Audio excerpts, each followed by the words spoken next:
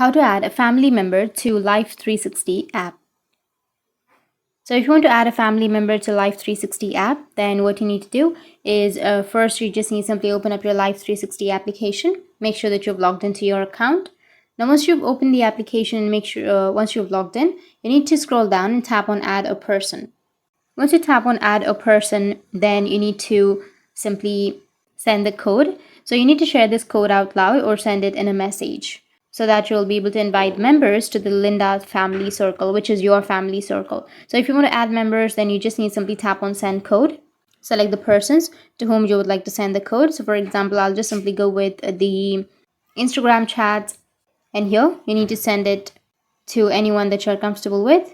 Go with done, and that's it. Now if the other person taps on that link, then they will be directed to your circle and they will be added as a family member.